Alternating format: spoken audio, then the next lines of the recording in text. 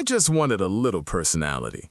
After living in a sea of desert sand and toasted almond for 5 years, I decided to paint my front door a soft Pacific sky blue. It took 2 hours. It looked amazing. It took Brenda, our HOA president, exactly 12 minutes to leave a bright orange violation sticker right in the middle of it. Notice of architectural inconsistency.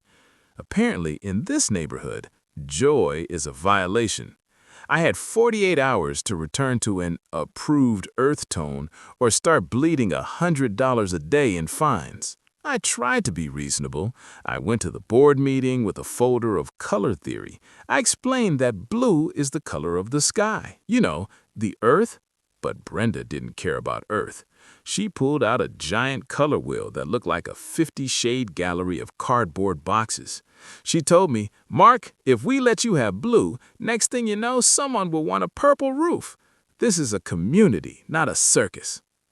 I'm not a fan of being bullied, so while Brenda was probably at home measuring people's mailbox heights, I was in the law library. I realized that while the HOA has absolute power over residential paint schemes, they have zero power over state-protected public art. I found the Visual Artists' Rights Act and a specific state statute that protects registered community murals from being altered or destroyed. If I could get my house classified as a cultural landmark, Brenda wouldn't just be out of luck. She'd be breaking the law if she touched it. I hired a local muralist, a guy known for massive neon blue street art. On a Tuesday morning, while Brenda was at her bridge club, he went to work.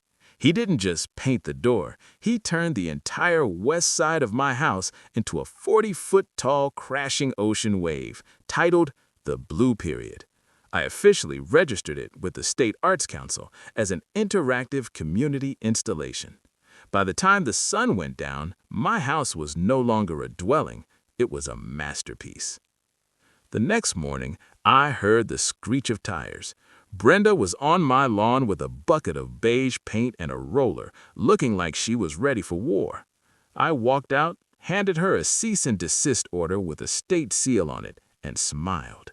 I told her, "Brenda, if you put 1 drop of beige on that wave, you're not just violating my rights, you're destroying a registered work of art. That carries a 5-figure federal fine." She stood there, roller in hand, turning a shade of red that definitely wasn't on her approved color wheel. The mural is still there today, and every time I pull into my driveway, I see Brenda's curtains twitching in the house next door. She hates the blue, but she loves her bank account more. I've linked to specific artistic protection laws I used in the description below. Subscribe now, because the HOA only wins if you play by their rules. What's the craziest thing your HOA tried to ban? Let's talk in the comments.